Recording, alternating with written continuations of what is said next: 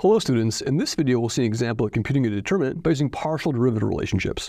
Let's consider the problem of computing the determinant of 1 cosine x sine x 1 cosine of x plus y sine of x plus y 1 cosine of x plus z sine of x plus z, right?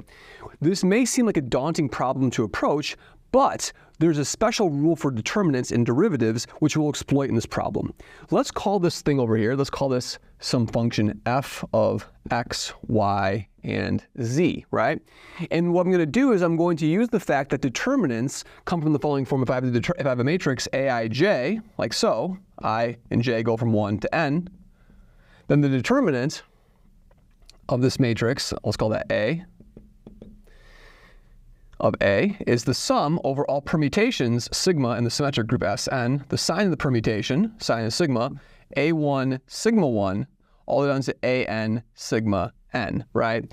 And so of course, if these are functions, if these rows and these columns are functions of a variable t over here, if these were all functions of t, then what I could do is I could say that the determinant of A as a function of t can be differentiated, right? I can say d by dt of this over here, determinant of A of t, will be what? Will be the sum, and what we'll do is we'll use the product rule over and over and over again, right? I'll do the derivative of the first, this is row 1, row n, right? And so what we're going to do is we're going to do either derivatives of rows or columns, doesn't matter in this case, because, so we're going to use the product rule over and over and over again. So the product rule implies that you add derivatives of each column separately.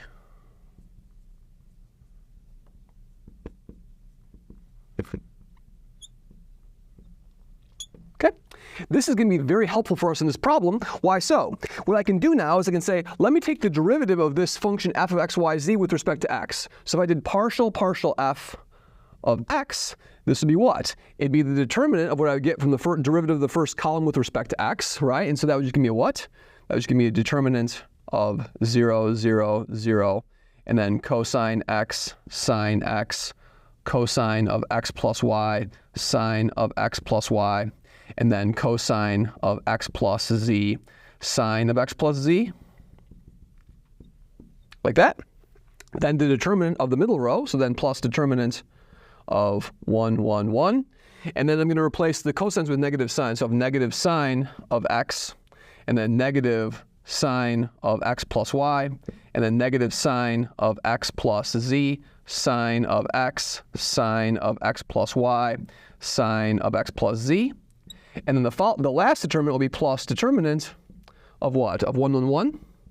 Then cosine of x, then cosine of x plus y, then cosine of x plus z, then cosine of x, derivative with respect to x of that column, cosine of x plus y, cosine of x plus z, like that.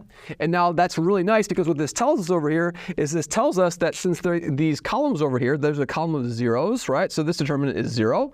This column and this column are exactly the same, up to a negative sign, of course. So this determinant is 0, and these columns are the same over here, so that determinant is 0. So partial f partial x is equal to 0. So there's no dependence of this determinant on x itself, right? So in other words, f is a function so in other words, our function f of x, y, z is really just another function f of y and z, right? So in particular, I can plug in any, it's constant with respect to x, I can plug in any value of x I want, and that will be in the result of the determinant will be the same. So let's plug in x equals 0. If we plug in x equals 0, this is what we're going to get. We're going to get the determinant of 1, 1, 1. The cosine of 0 is going to be 1. The sine of 0 is going to be equal to 0. And then we have the cosine of x over here. Excuse me, we have the cosine of y, rather. Cosine of y, because we plug in x equals 0, so that's cosine of y. Cosine of y. And then when x equals 0, I get a sine of y. Sine of y. And then a cosine of z, and then a sine of z, like that. And now I can do the ordinary expansion of this determinant over here. So we're going to expand along the first row. That's a plus, that's a minus, that's a plus. And we can get 1 times the determinant of cosine y, sine y, cosine z, sine z. And then negative 1 times the determinant of this matrix over here of 1 sine y, 1 sine y, and then 1 sine z, 1 sine z. And now we're in great shape, right? Because what this becomes, it becomes cosine y sine z, so cosine y sine z, minus sine y cosine z, and then minus the sine of z minus the sine of y. So if we simplify this, we get what? I can simplify this because this is the angle subtraction formula. This is exactly just the sine of what? It's just the sine of z minus y. So the sine of z minus y like that. And then over here, we just have minus the sine of z plus the sine of y. And so we were able to simplify our determinant dramatically by using this partial derivative rule. So oftentimes when there's a determinant you're computing that involves variables, it's very useful to do the derivative of that determinant with respect to one of the variables to see if there's any sort of symmetry in the problem or any sort of constant level sets with respect to one of the variables, and it makes the computation fairly simple. Thank you very much.